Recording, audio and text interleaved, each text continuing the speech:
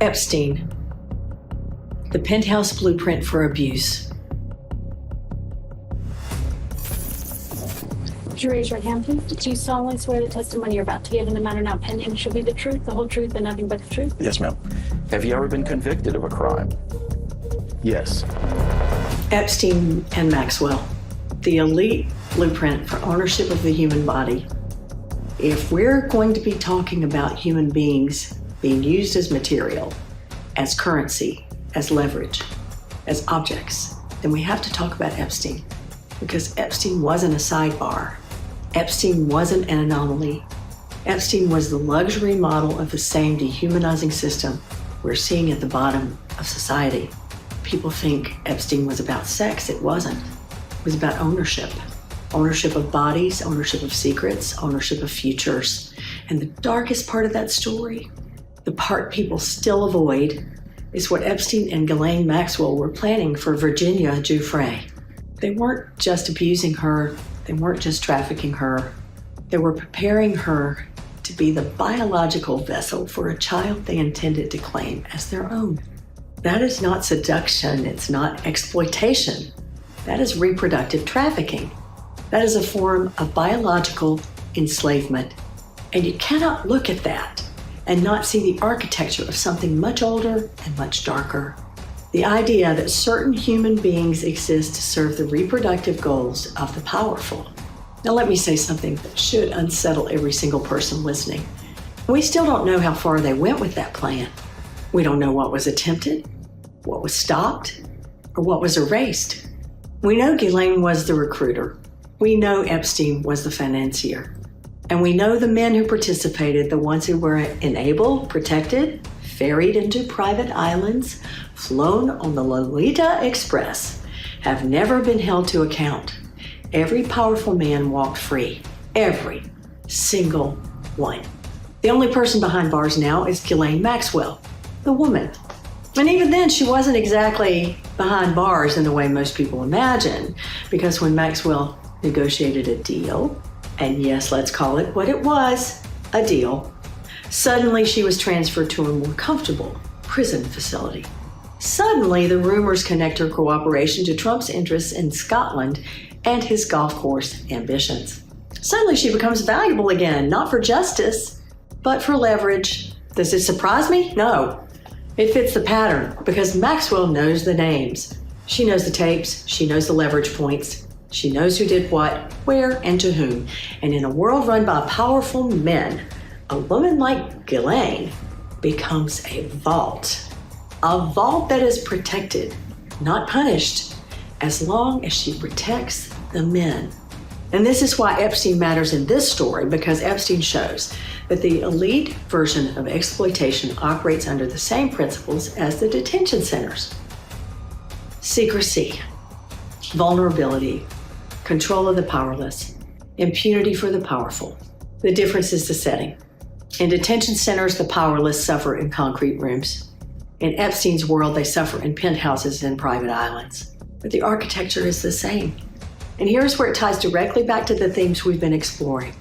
Number one, dehumanization is not an accident. It is a worldview. Epstein lived by it and Maxwell enforced it. The powerful participated in it. Number two, systems that allow exploitation at the bottom will inevitably allow exploitation at the top. Abuse is not isolated. It moves along the path of least resistance. Number three, the powerful protect each other when the stakes are high. Epstein didn't fall through the cracks. Epstein was pushed through the cracks that were built for that exact purpose. Number four, the same mindset driving corruption in foreign policy drives exploitation of human bodies.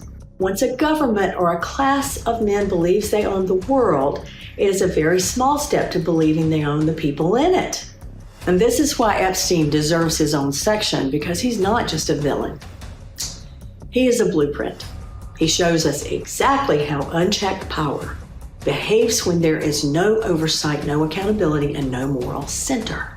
And he shows us what happens when humanity becomes a commodity to be traded, trafficked, silenced, bred. This is not ancient history. This is not mythology. This was happening yesterday, And the networks that protected him are still alive today.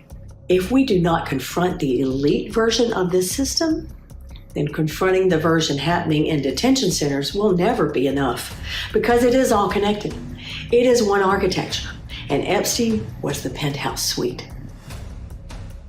Since January, ICE has made more than 100,000 arrests, double compared to last year, leading to over 60,000 migrants currently in detention. Nearly 70% of them don't have a criminal conviction. I want to talk now about something that is very difficult for people to face, but absolutely necessary if we're going to understand the full picture. And that is what's happening inside our detention centers. I'm not going to get graphic with you, but I am going to reference the Amnesty International study on this. I do not believe the American public has any idea what these places have become. We keep imagining detention centers the way they're shown on TV dramas, holding cells, paperwork, people waiting for hearings, people visiting. But the truth is far darker. And the truth is that these facilities have become laboratories of neglect, and in some cases, I believe, laboratories of something much worse. Because here's the key. These detention centers are not under federal oversight. They're under state oversight. And the difference between the federal and state oversight is the difference between sunlight and a locked basement. When you remove federal standards, when you remove inspections, when you remove transparency, you create the perfect conditions for abuse. And again, we know because Amnesty International documented it that people inside these centers have been denied medical care, denied contact with family, denied basic hygiene, beaten, isolated, and in many cases, disappeared. Families cannot find their loved ones, phones go unanswered, records vanish, names are misspelled. Every time someone tries to investigate, the answer's the same. We don't have jurisdiction. And the question I keep asking, the one nobody seems to want to answer, is what exactly is happening to the people who vanish? What is being done to them? Because history has shown us, and I'm talking about Germany in the 1930s, Argentina in the 1970s, Chile under Pinochet, that when you have powerless people locked away without oversight, they become targets for the ugliest kinds of experimentation. And I want to be careful here because I'm not claiming to know every fact, but I'm also not going to pretend that I don't see the pattern. Number one, science funding is being gutted. Real research, peer-reviewed, ethical, transparent, is being starved.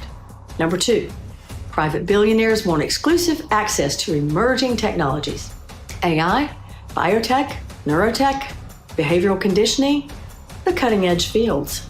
Number three, detention centers operate in the dark. No oversight, no reporting, no press access. Number four, people inside are legally vulnerable, isolated, and unprotected. Many have no lawyers. Many have no English.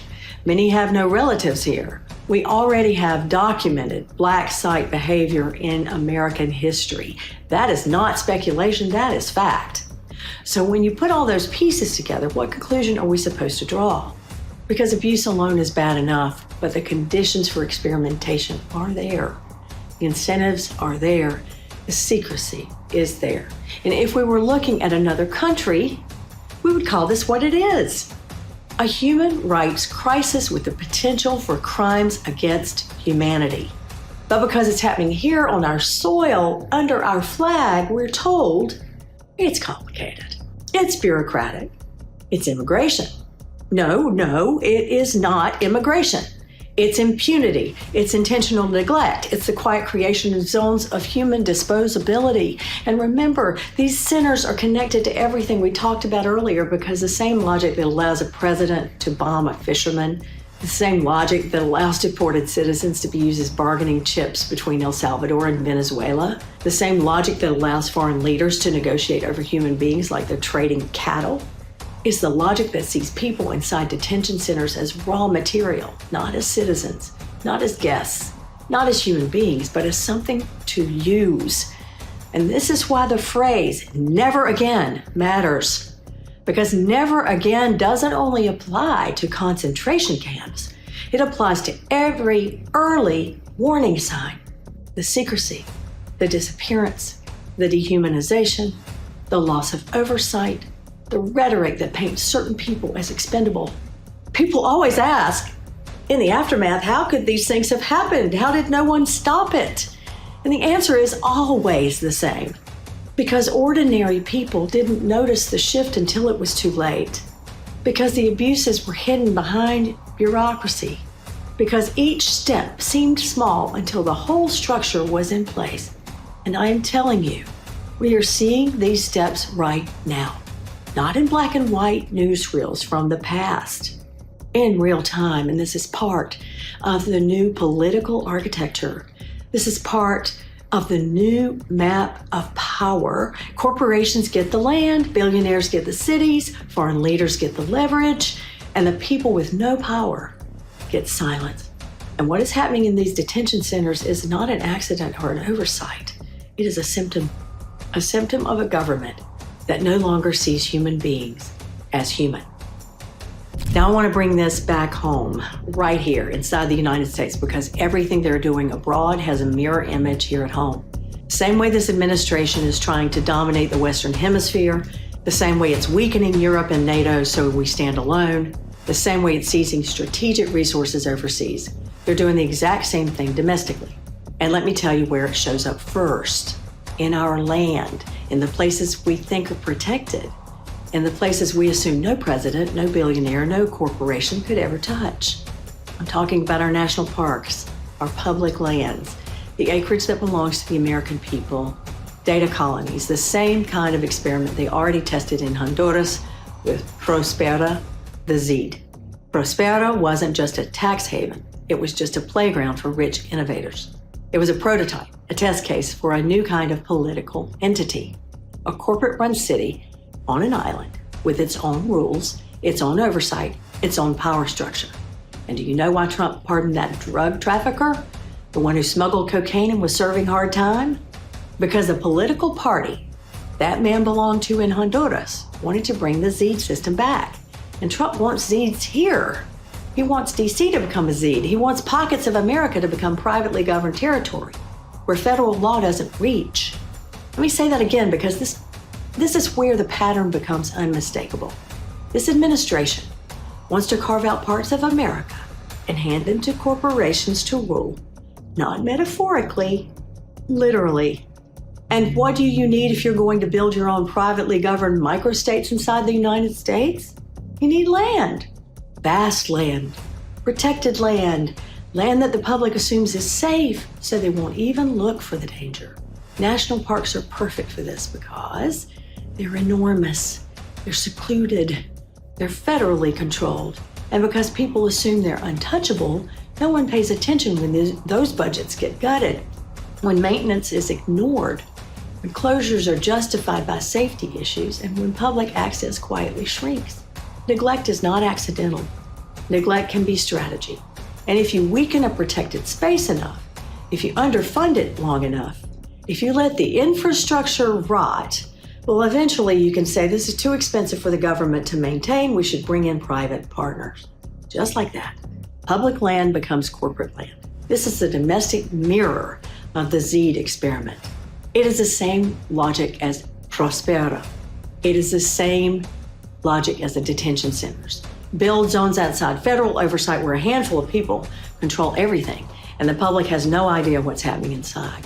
This is a new map of power. Prospera in Honduras is the blueprint. DC, as a tech-controlled zone, is the domestic flagship. Our national parks are the next frontier, the land they want to carve up for their own purposes.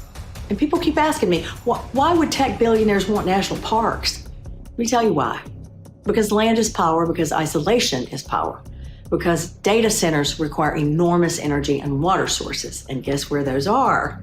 Because private governance requires territory, real territory, not just apps and algorithms. Because if you want to test AI systems without oversight, you need a place with no witnesses. And here's the part that chills me. This agenda only works if the American people are too overwhelmed and too underinformed to fight back. And that is exactly why this administration keeps us in a permanent state of crisis, immigration, inflation, war scares, culture wars, anything to keep your eyes off the land beneath our feet. This is not accidental. This is not improvisation. This is not policy. This is architecture, planning, This is empire building under the banner of innovation. And it fits perfectly with everything we've seen. Using deported Venezuelans as bargaining chips, handing prisoners to foreign leaders to trade like merchandise, bombing fishermen, undermining the EU, playing both sides with Russia, preparing for the global debt collapse, and cutting science funding while hiding research inside detention facilities. It all comes back to this central truth. A small group of people want to reshape the world, including America, into zones of control, where they write the rules and everyone else simply complies. That's the real meaning of these tech cities. That's the real meaning of handing over parkland. That's the real meaning of Prospera. And that's the real meaning of turning DC into a private governance hub. It's the domestic version of the same imperial project we're seeing abroad. And the American people deserve to see it clearly.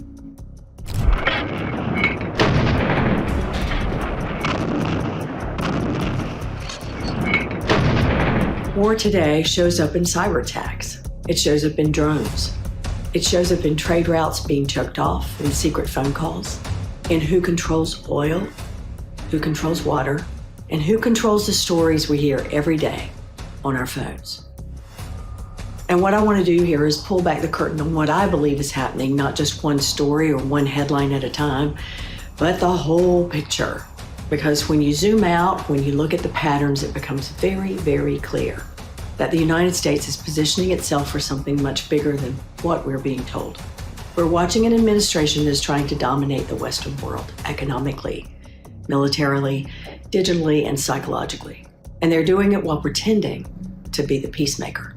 That's the part that really gets me, because on TV you'll hear, we're negotiating peace, we're avoiding war, we're strong, we're stable. But behind the scenes, behind the curtain, they're lighting fires everywhere and then handing themselves the fire extinguisher. And I want you to understand something. This isn't about politics. This is about power. This is about control for resources, oil, minerals, rare earths, and most importantly, water.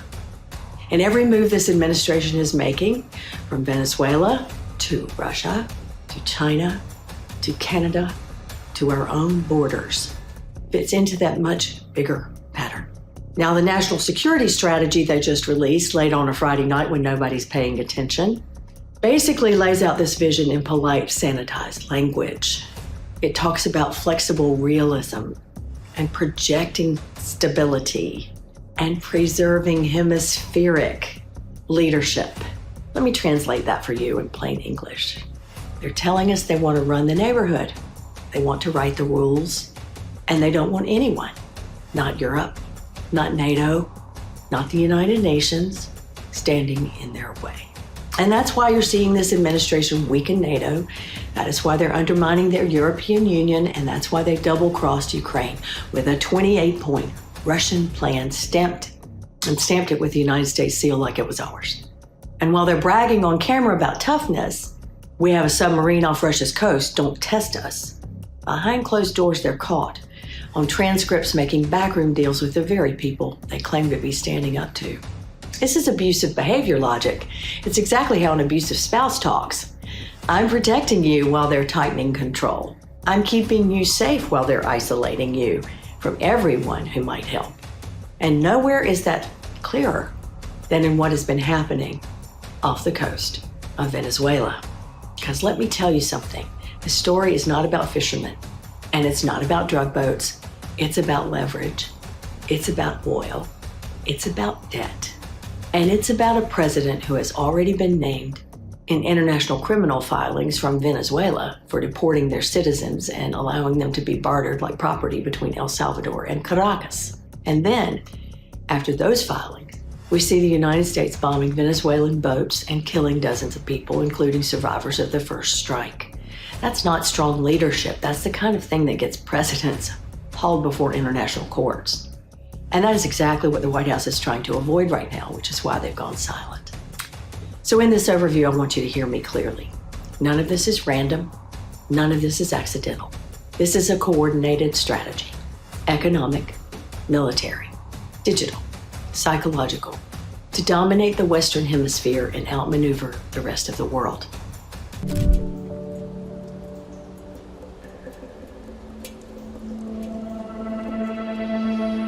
Trump administration deported hundreds of Venezuelans it says are members of a notorious gang, sending them to a prison in El Salvador. The Trump administration says they're members of a Venezuelan gang called Tren de Aragua.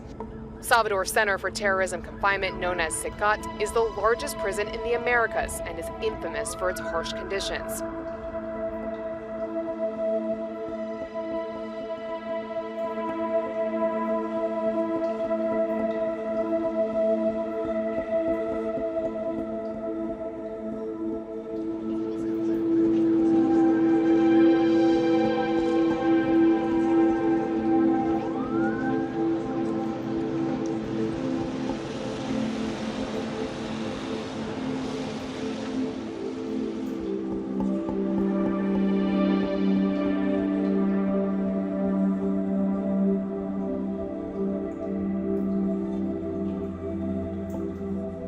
Tengo tatuado a un padre abrazando a su hijo sobre los rieles del tren, pero es un tatuaje donde primeramente me lo hice por mi hijo.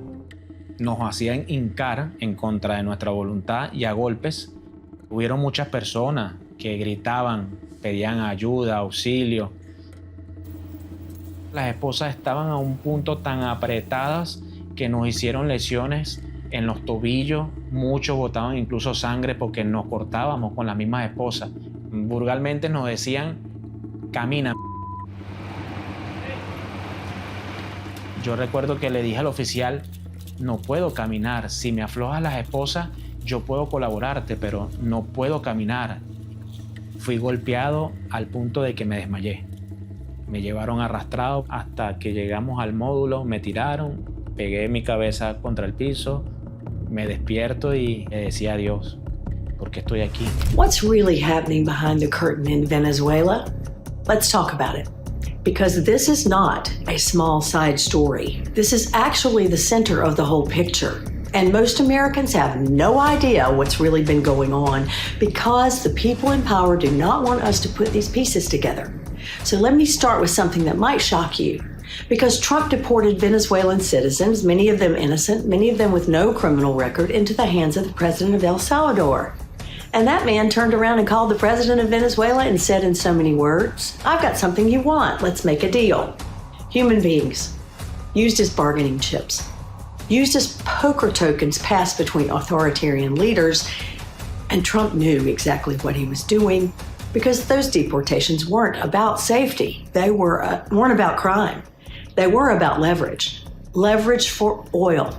Leverage for influence, leverage for debt talks that are coming whether anyone wants to admit them or not. Now, if you hear the State Department tell the story, you'll hear words like transfers, foreign nationals, irregular migrants.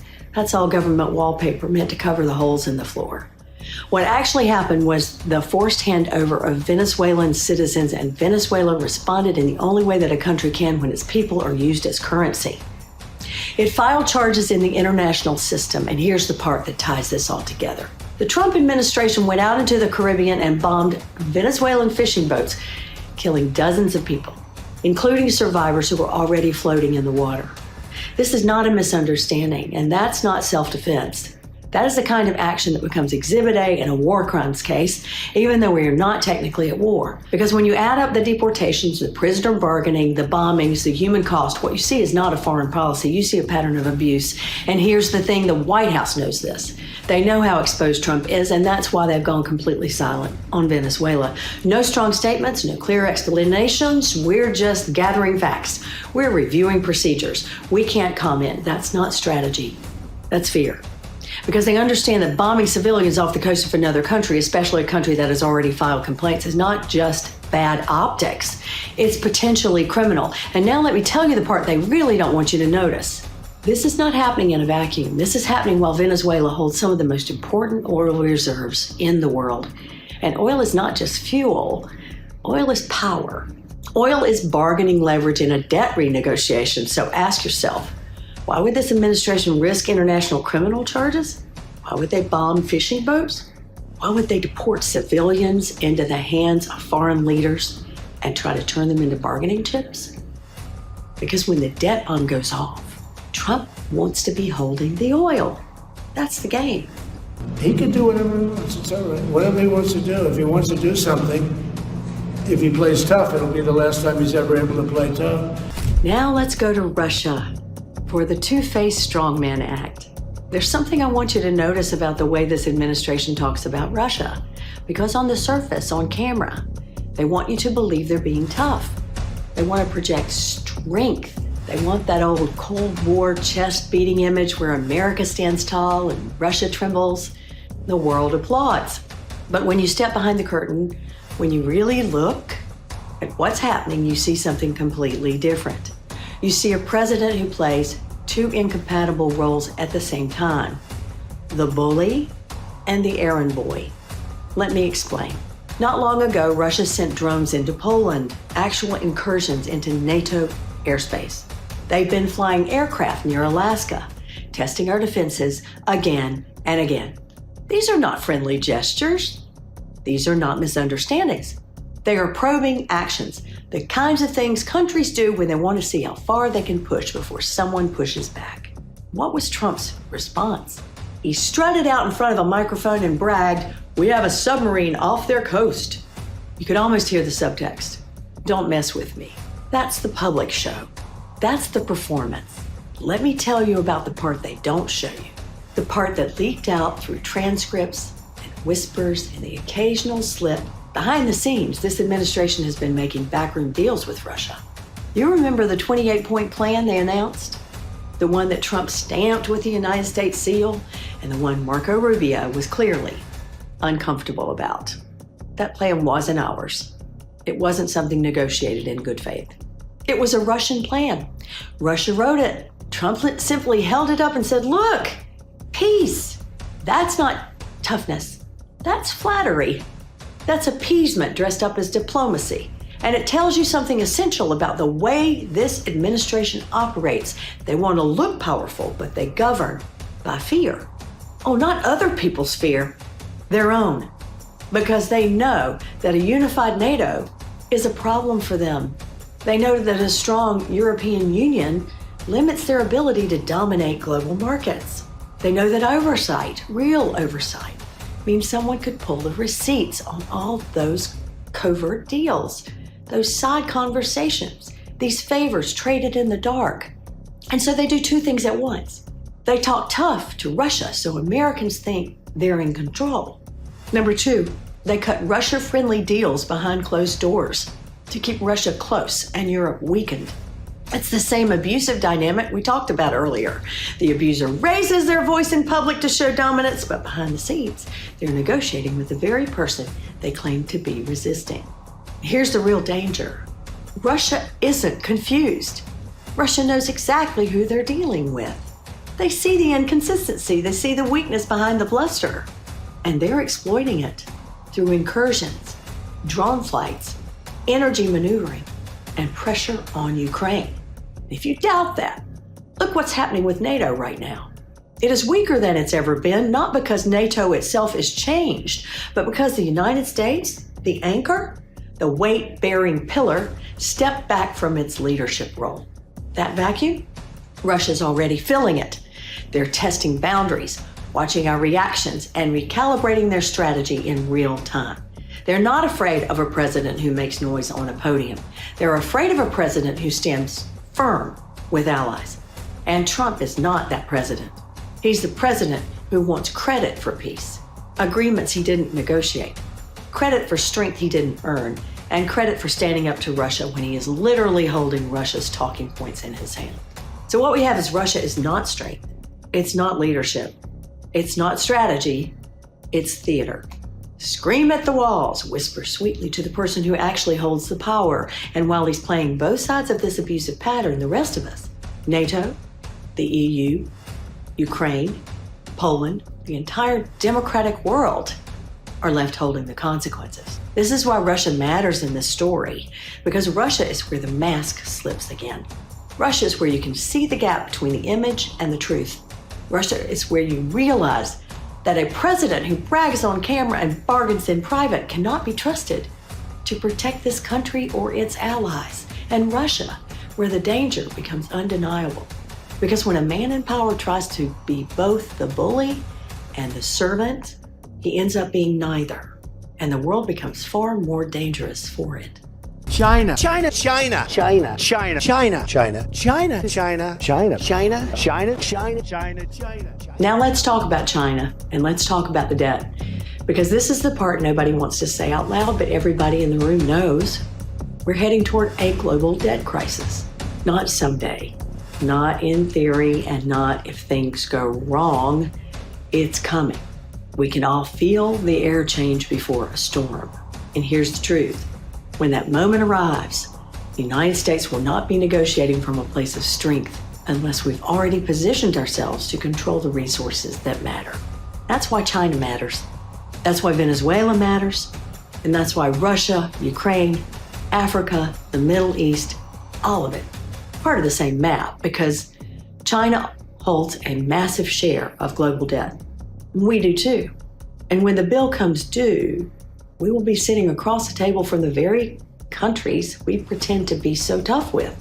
This is where you have to understand the psychology of this administration. Trump talks about China like he's one punch away from knocking them out. But that's not strength, that's bluster. It's cheap intimidation. Because here's the uncomfortable truth. If we default, if the global markets shake, if the dollar weakens, we will be negotiating with China, whether we like it or not. China knows that. China's preparing for that. China is making moves in Africa, in the Pacific, in South America to secure minerals, ports, and influence because they can read the writing on the wall. And this administration, instead of building alliances, instead of strengthening NATO, instead of deepening ties with the European Union, we're doing the opposite. We're weakening our allies. We're alienating partners. We're shrinking our circle at the exact moment we should be expanding it. Why? Because Trump doesn't want a coalition negotiating that debt. He wants the United States sitting alone at the table so he can strong-arm the terms for himself, not for the American people. So he can control where the outcome is in a world where resources and wealth are shifting away from the old centers of power. Think about it. If you weaken Europe, weaken NATO, silence the United Nations, undermine the courts, and isolate the United States diplomatically, who benefits? Not everyday Americans, not the middle class, and not families trying to afford groceries. The winner is the person who thinks he can rewrite the future to benefit himself, not the country, not democracy, and not the world. And here's where Venezuela comes back into the story because, again, Venezuela holds one of the largest oil reserves on Earth. And oil is not just fuel. Oil is power. Oil is bargaining leverage in a debt renegotiation. So ask yourself, why would this administration risk international criminal charges? Why would they bomb fishing boats? Why would they deport civilians into the hands of foreign leaders and try to turn them into bargaining chips? Because when the debt bomb goes off, Trump wants to be holding the oil. Again, that's the game. Let me talk about why the China contradiction is so dangerous. When Trump gets up and shouts about China stealing jobs, China being the enemy, China being the threat, he's not wrong that China is a competitor, but the tough talk is theatrical. Because if he actually believed in confronting China, he would be building alliances, not burning them down. He would be strengthening Europe, not weakening it. He would be protecting NATO, not destabilizing it. He would be making sure the United States entered that negotiation with backup, not alone and vulnerable. That's not what he's doing. He's isolating us and he's isolating himself. In the process, he's isolating the American people from the protections we've counted on for generations, and that is not strategy. That is someone preparing to negotiate a massive global restructuring without witnesses, without guardrails, and without allies. It's the behavior of a man who wants to remake the world in his own image, not for the country, for himself. And here's the deepest truth I want people to hear. This administration is gambling with the world economy while pretending nothing is wrong. They're pretending China is afraid of us, and they're pretending Europe is weak. They're pretending Russia respects us, and they're pretending NATO doesn't matter. But behind the curtain, the fuse on the debt bomb is already burning. And when it explodes, every decision made today, every alliance weakened, every partnership broken, every resource seized will determine who rises and who falls. And right now, the American people are not being told the truth about what's at stake. If you've been wondering how all of this can happen right in front of us, the corruption, the exploitation, the double dealing with foreign powers, the grooming of tech cities, the handover of public land, and the human abuses at home and abroad, the answer is actually very simple. It only works if we are divided. It only works if we are exhausted. It only works if we are distracted and angry and turned against one another. Because a united America would never allow this. A united America would never let human beings disappear into detention centers with no oversight. A united America would never let fishermen be bombed under the excuse of narco-terrorism. A united America would never let billionaires carve up national parks or create corporate-run cities. A united America certainly wouldn't let a foreign adversary write our peace plans. But a divided America, an America at war with itself, that is very easy to manipulate. And I want you to hear this clearly. This administration needs for Americans to hate each other. They need us to fear each other more than we fear losing our democracy, because that fear is the smokescreen. And behind that smoke, they build everything we just talked about. So how do you divide a nation? You create constant crises, not real crisis, not actual danger, but the feeling of danger. You pit neighbor against neighbor. You weaponize immigration.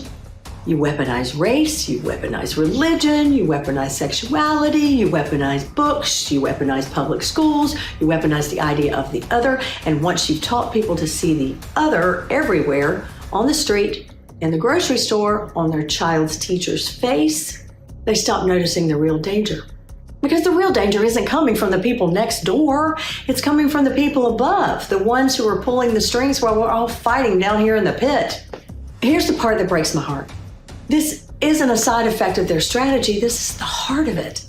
Because divided people don't ask the bigger questions. Divided people don't follow the money. Divided people don't investigate disappearing land protections. Divided people don't question where our alliances are crumbling. Divided people don't look at the debt bomb and wonder who benefits. Divided people don't understand that the chaos itself is the plan. This is coercive control. It's the same psychology an abusive parent uses on their children to create fear, create confusion, create dependency, create chaos, and then step in as the rescuer. Only I can fix it. Only I can keep you safe.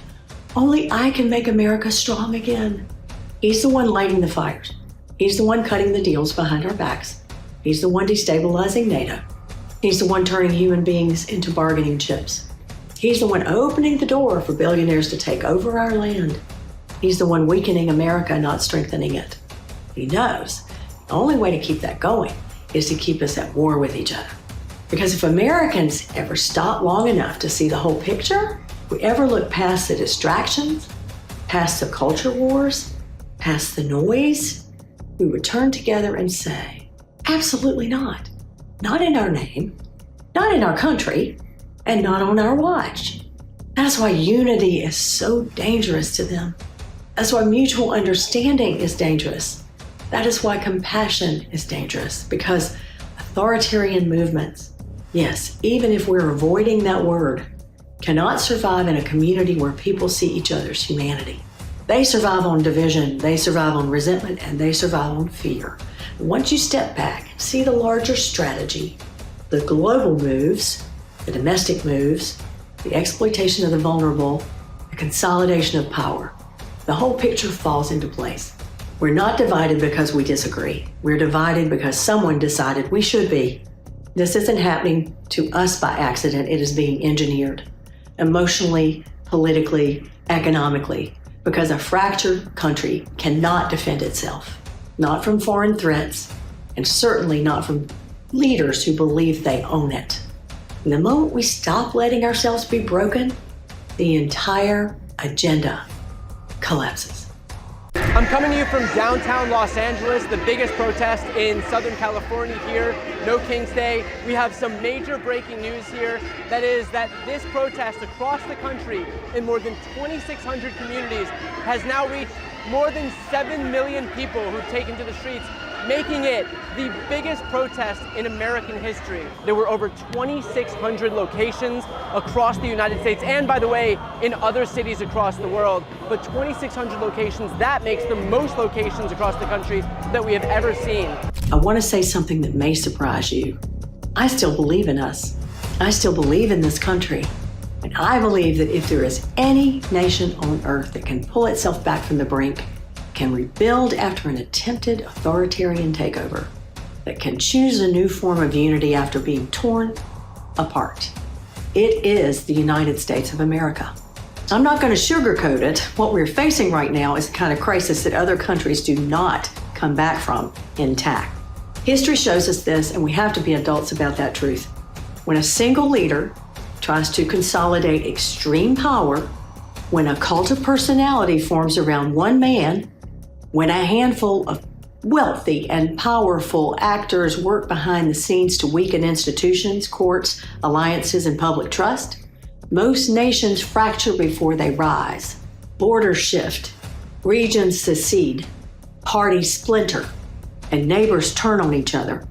Old wounds reopen, new wounds are inflicted, and the ideal of the nation, the soul of it, becomes nearly impossible to restore.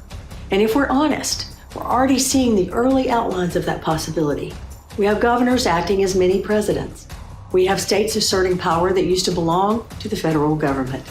We have gerrymandering that ensures minority rule over majority will. We have red states and blue states already mapped psychologically as if on opposite sides of a conflict. We have fault lines appearing not just between people, but between regions. And if this continues unchecked, we could see a fractured America, a divided America, an America that no longer recognizes itself as one people under one banner. And if that happens, it won't matter who wins what election because the nation itself will have already been lost. So yes, what I'm asking for here, what I'm calling for may feel impossible. Unity after all this, after the lies, the pain, the manipulation, the cruelty. Unity when half the country has been taught to hate the other half. Unity when even words like democracy and freedom have been weaponized. It sounds impossible, but impossible things are what America does best. We were founded on an idea, not a bloodline, not a monarchy, not a tribe, not a shared past, an idea. That idea grew stronger and stronger over generations till a few people decided they wanted more power than their neighbor. And they began to bend the system for themselves.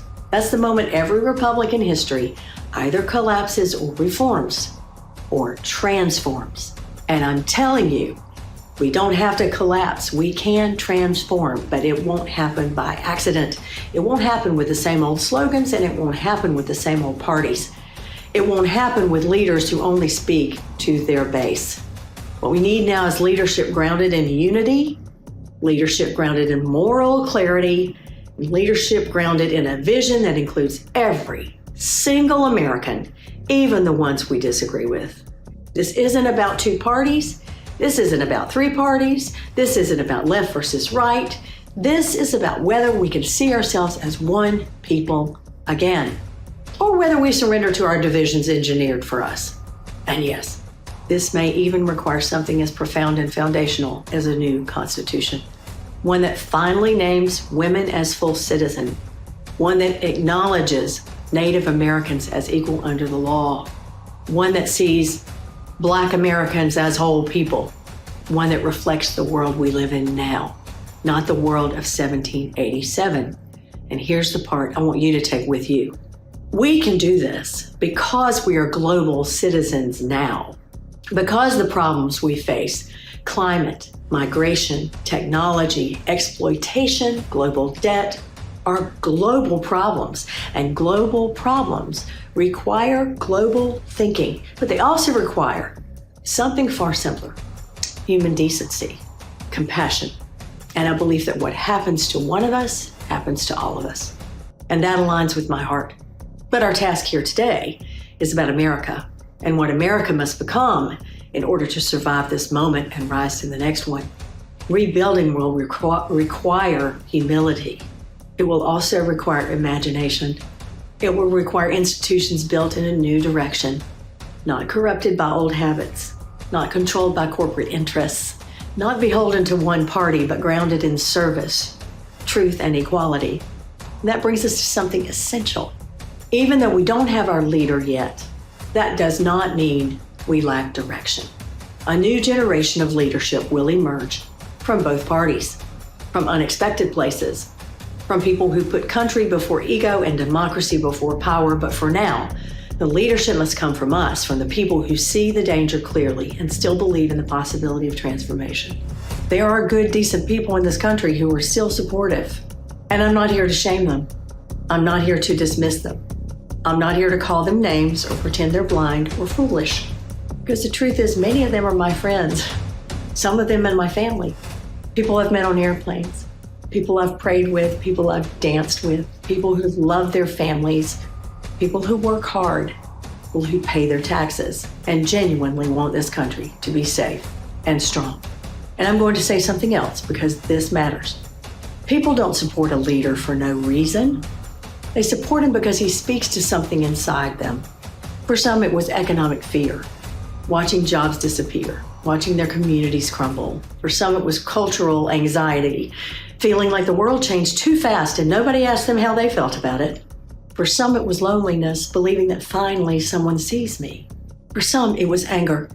Anger at elites, anger at Washington, anger at broken promises.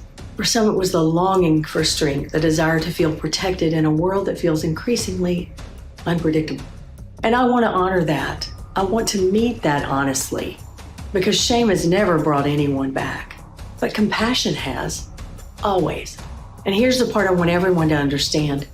People didn't follow him because they're bad. They followed him because they were hurting. They followed him because they wanted someone to fight for them.